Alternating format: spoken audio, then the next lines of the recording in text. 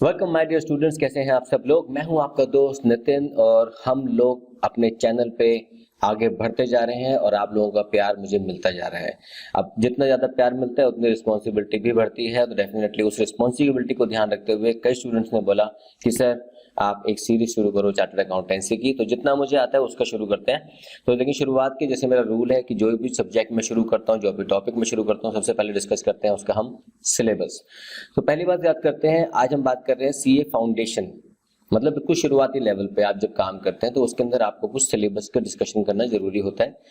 याद रखिएगा दोस्तों, मुझे सीए के जो स्टूडेंट्स हैं ना, बड़ी उनके संग ना बड़ी वो सिंपैथी रहती है। कभी कभी सिंपैथी इसलिए रहती है, बेचारों के एग्जाम नवंबर में होते हैं या फिर जनवरी में होते हैं और हम लोग ठंड में कहाँ पर होते हैं। ठीक है, तो कहीं ना कहीं हमें ठंड लग रही होती है, हाथ से लिखा नहीं जाता।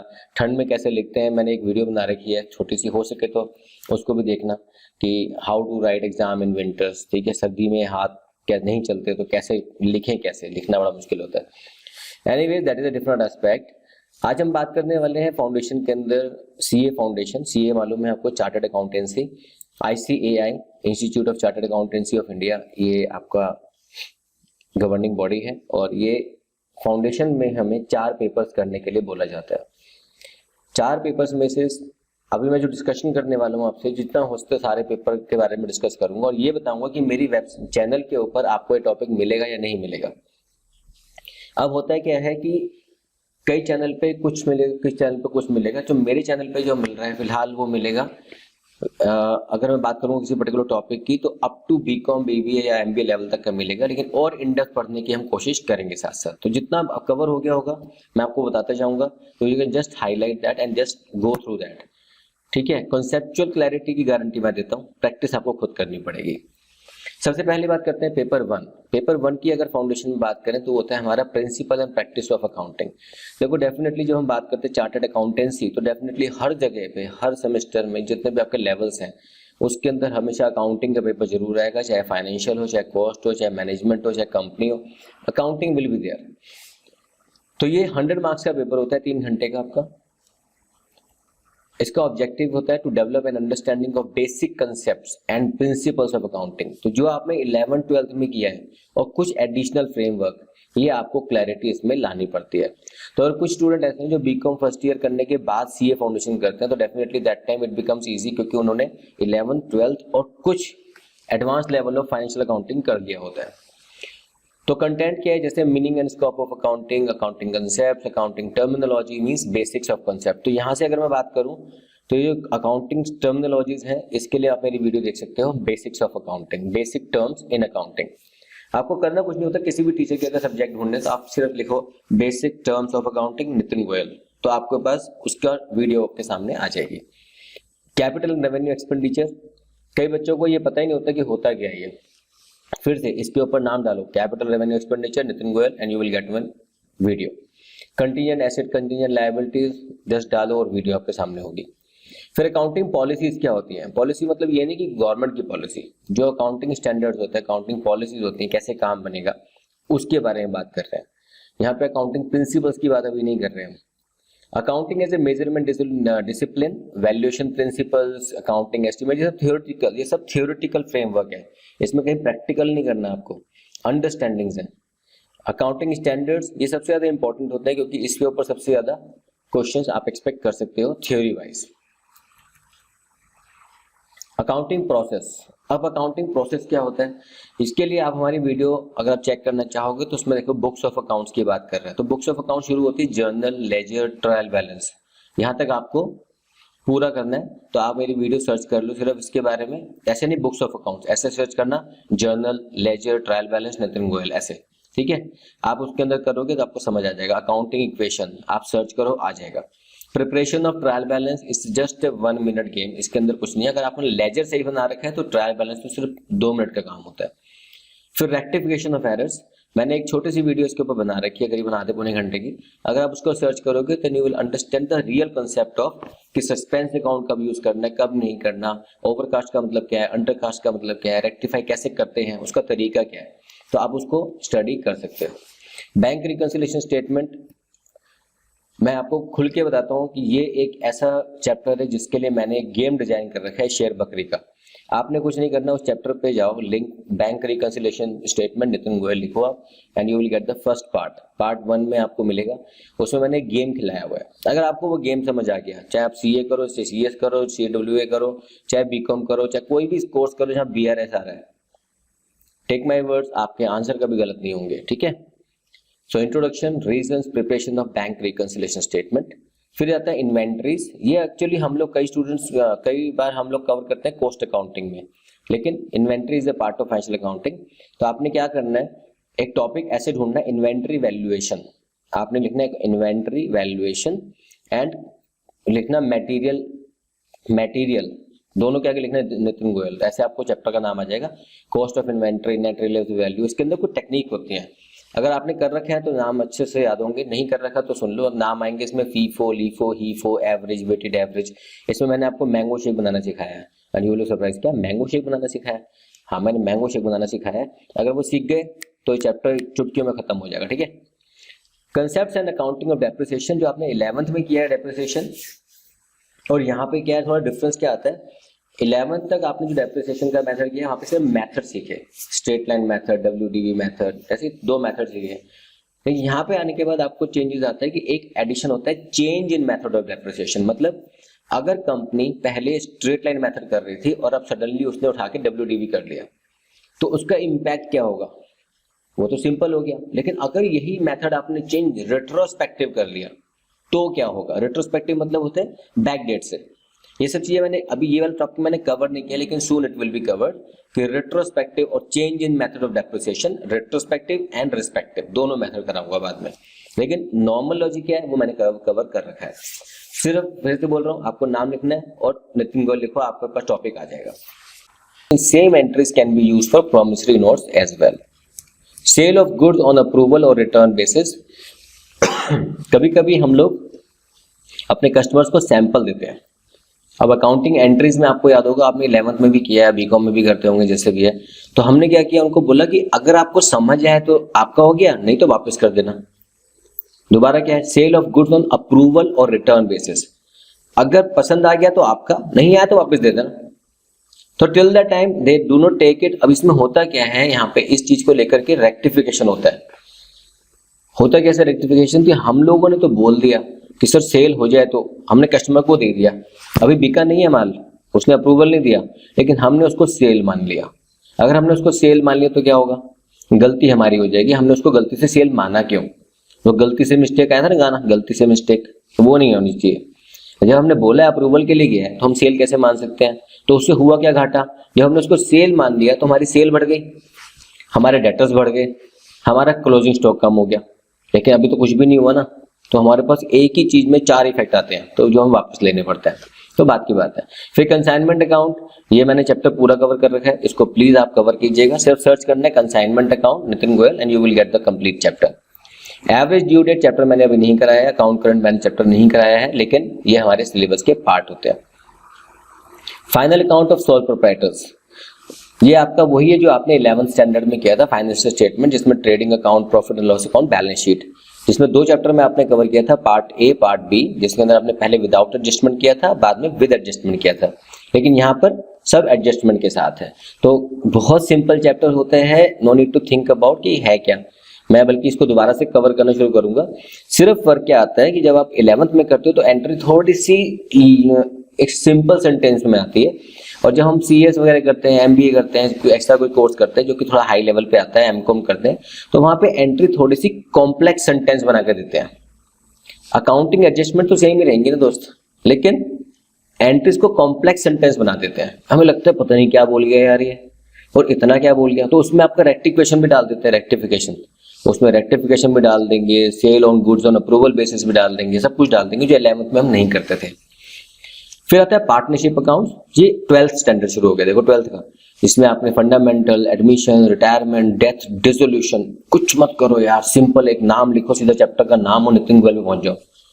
नहीं तो मेरी वेबसाइट पे जाओ www.nitingoyalclasses.com, आई रिपीट www.nitingoyalclasses.com, और उसमें जाकर ना अकाउंट्स पे क्लिक करो, आपको पार्टनरशिप अकाउंटिंग के वीडियो मिल जाएंगे, क्लिक करो और सारा पढ़ डालो।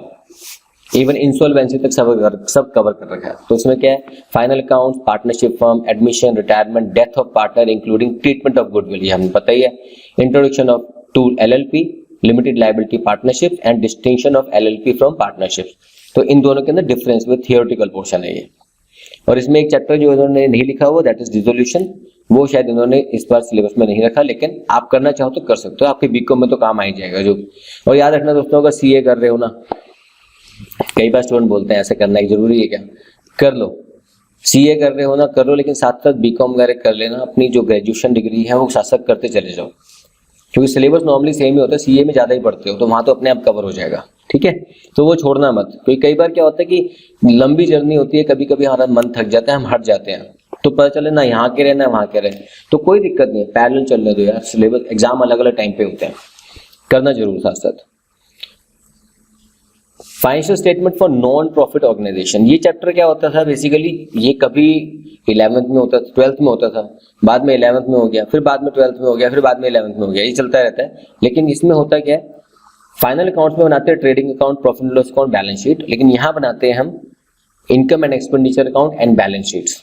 वहाँ पे कैपिटल होता है, यहाँ कैपिटल फंड होता है, वहाँ पार्टनर्स होते हैं, यहाँ पे सब्सक्राइबर्स, मतलब एक तरह से मेंबर्स होते हैं। वहां पे आप कैपिटल लेके आते हो, यहाँ पर आप सब्सक्रिप्शन देते हो, कुछ नहीं है, एक तरह से आपने हमेशा याद रखना है, जिस चैप्टर को पढ़ रहे हो, अगर आप जो भी जिस कंपनी के बारे में बात कर रहे हो, अपने आप को वो कंपनी मान लो। अगर ये पार्टनरशिप कंपनी, तो मैं कंपनी हूं, मेरे पार्टनर्स हैं, ये पार्टनर्स ने पैसा लगाया। अगर मैं प्रोप्राइटरशिप कंपनी हूं, फर्म हूं, तो मैं प्रोप्राइटरशिप कंपनी हूं, बाकी मेरे ओनर्स हैं, ताकि आपको क्लैरिटी रहे कि आप बिजनेस अकाउंट्स जो बनाते हो बिजनेस के बनाते हो या फिर फर्म के बनाते हो, अपने नहीं बनाते।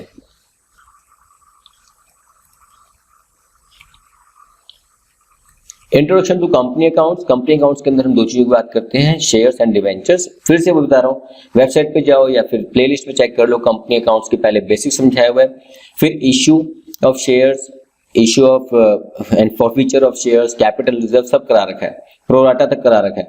प्रोराटा बच्चों के लिए एक होता है ना, हुआ प्रोराटा, मेरे को तो पहली बार किया था वो समझ नहीं आता था प्रोराटा होता क्या, इट्स बीइंग लॉन्ग टाइम, 1995 की बात कर रहा हूँ। तो मैंने कहा प्रोराटा क्या होता है, होता क्या, मेरे घर में कोई कॉमर्स का बंदा नहीं, मैं तो फंस गया अकेला। तो उस समय तो आपको पता है कि इतना एक्सपोजर नहीं था, ना यूट्यूब था, ना मोबाइल थे, ना इतनी ट्यूशन सर्विसेज थी, तो पता नहीं कहाँ कहाँ से करते थे बैठ के हम। अभी हम कहीं से बैठ के कहीं पे भी पढ़ सकते हैं। तो इस चैप्टर के लिए प्लीज आप सिर्फ सर्च करो and you will get it. Statement of profit and loss account, balance sheet as per schedule 3 of the companies act, ये मैंने नहीं कराया लेकिन मैं कवर कर दूंगा बाद में। तो आपके पास ये टॉपिक हो गया आपका अकाउंटिंग के बारे में, पेपर 1, जिसका नाम है कि principles and practice of accounting. 100 marks का पेपर आएगा, ये आपको कवर करना होता है। इसके बाद आपका बिजनेस लॉ आता है, आपने सिर्फ बिजनेस लॉ लिखा हो, प्लेलिस्ट आ जाएगी नितिन गोयल की, पूरा पढ़ लो। सिर्फ एक ही चीज नहीं मिलेगी वहां पे, आपको सेक्शंस नहीं मिलेंगे, आपको सेक्शंस नहीं मिलेंगे। इंडियन कॉन्ट्रैक्ट एक्ट पढ़ा रखा है, सेल ऑफ गुड एक्ट पढ़ा रखा है, इंडियन पार्टनरशिप एक्ट पढ़ा रखा है, कंपनी एक्ट नहीं पढ़ा रखा, कंपनी एक्ट मैंने नहीं पढ़ाया, वो अलग से टॉपिक बाद में कवर किया जाएगा। 3 टॉपिक मैंने करा रखे हैं, Indian contract, sale of good contract, partnership act, ये सब मैंने करा रखा है। और जिसने पार्टनरशिप अकाउंटिंग कर ली वो पार्टनरशिप एक्ट तो बहुत जल्दी कर लेता है, ठीक है। फिर आपका इसी का सेकंड पार्ट होता है बिजनेस लॉ का, होता है second part business correspondence and reporting. तो 60 मार्क्स का बिजनेस लॉ, 40 मार्क्स का कम्युनिकेशन एंड कॉरेस्पॉन्डेंस। इसमें आपका article writing, letter writing, types, communication skills, sentence type. कई बच्चे कहते हैं सर शुरू कराओ बिजनेस कम्युनिकेशन करा दो, यार अभी टाइम नहीं मिलता, जितना टाइम मिलता है मैं उतना कोशिश कर लेता हूँ, साथ साथ नौकरी भी करनी होती है, ये सब की सेवा करने के लिए बैठा हूँ मैं यहाँ पे। तो इसमें कितने टाइप के सेंटेंस होते हैं, इसमें आपकी इंग्लिश ग्रामर से लेकर, क्योंकि क्या कहते हैं ना कि हमारी सिर्फ नॉलेज से काम नहीं बनेगा, the how we present ourself, how we communicate, we have to understand in English also and Hindi also, हमें आना चाहिए वो, तभी तो चार्टर्ड अकाउंटेंट आगे बढ़ेगा ना। तो ये सब चीजें आपको इसमें सिखाया जाता है, basic writing, precise writing, article writing, report writing, ये सब चीजें, writing formal letters, informal mails, resume writing, ये सब चीजें आपकी कवर होती हैं। पेपर 3 में आता है आपका business mathematics, logical reasoning and statistics. Best part is in CA आप सिर्फ मैथ्स और स्टैट्स नहीं पढ़ते, आप लॉजिकल रीजनिंग पढ़ते हो। तो लॉजिकल रीजनिंग क्या होता है, 4 तरह के बॉक्स है, कौन सा डिफरेंट है, ये एरो ऊपर जाएगा, राइट जाएगा, लेफ्ट जाएगा, तो अगला कहाँ जाएगा, अगर ये मेरी फूफा के बेटे का भाई है तो मेरी मम्मी का ये क्या हुआ, याद है, रिलेशंस, ब्लड रिलेशंस, मतलब हिंदी में समझाने की कोशिश कर रहा हूँ, लेकिन आते इंग्लिश में ही करना है आपको। मेरी हाइट मेरे फादर से कितनी बड़ी होगी, अगर उनकी एज इतनी है, मेरी एज इतनी है, दोनों का गैप कितना होगा, ऐसे जितने भी चीज़ होती है, ब्लड रिलेशन, लॉजिकल रीजनिंग, ये सब इसमें आता है। तो मैथमेटिक्स में जो आता है, अब मैंने बोला ना बीकॉम साथ साथ करोगे तो आपको आसान हो जाएगा, क्योंकि बीकॉम में भी मैथ्स और स्टैट्स दोनों होता है। तो यहाँ पे ratio, proportion, indices, logarithm, equation, ये मैंने नहीं करा रखा तो इसलिए मैं इसके ऊपर ज़्यादा नहीं घुस रहा। Equations, linear equalities, time value of money, ये बेसिकली अब कुछ बच्चे फाइनेंशियल मैनेजमेंट पढ़ेंगे बाद में, तो तब तो और आसान हो जाएगा, लेकिन यहाँ पर सिंपल फॉर्मूला यूज करके होता है, जैसे 1+r⁴n इंटू प्रिंसिपल, याद है, इस तरह के फॉर्मूला करके आप इंटरेस्ट और कंपाउंड इंटरेस्ट निकालते हो। Depreciation, sinking fund, future value, perpetuity, sinking fund, valuation bonds, calculation of EMI, ये सब चीजें आप एक तरह से अटेंड करते हैं।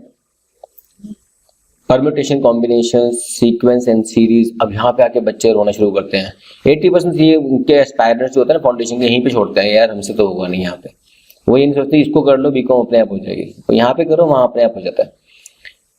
नहीं मैंने नहीं कर रखी CA, तो आप सोचो सर आपने कब की थी, मैंने CA नहीं कर रखी दोस्त, बहुत फ्रैंकली बोलता हूँ, 20 साल से ऊपर हो के पढ़ाते हुए, लेकिन मैंने CA नहीं करी, लेकिन मैं बहुत कुछ कर रखा है। Sequence and series, sets, relation, function, ये आपने सेट थ्योरी पढ़ी थी ना, जो हम लोग पढ़ते थे, A union B, A intersection B type की चीजें, वो सब यहाँ पे आते हैं।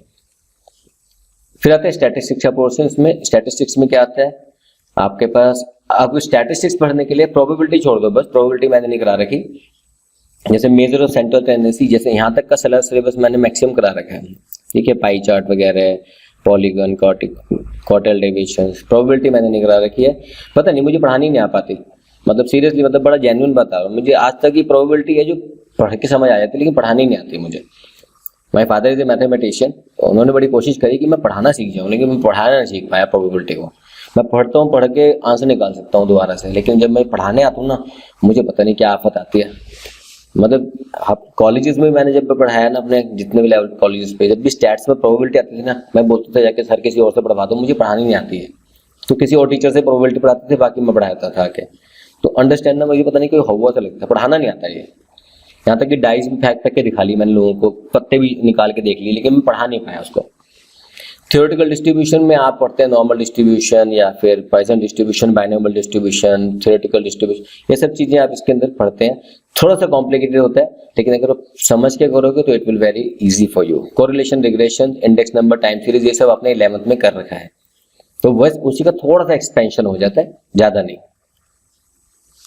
फिर पेपर नंबर 4 पे आते हैं जो हमारा इकोनॉमिक्स है। देखो हमने क्या क्या कवर करा, अकाउंटिंग भी कवर किया, लॉ भी कवर किया, स्टैट्स भी, मैथ्स भी कवर किया और इकोनॉमिक्स। तो ये सब चीजें आपने 11th 12th में ऑलमोस्ट पढ़ी होती हैं, तो इसलिए लाइक ब्रश अप, आपकी नॉलेज को और थोड़ा ब्रश अप करने वाली बात है।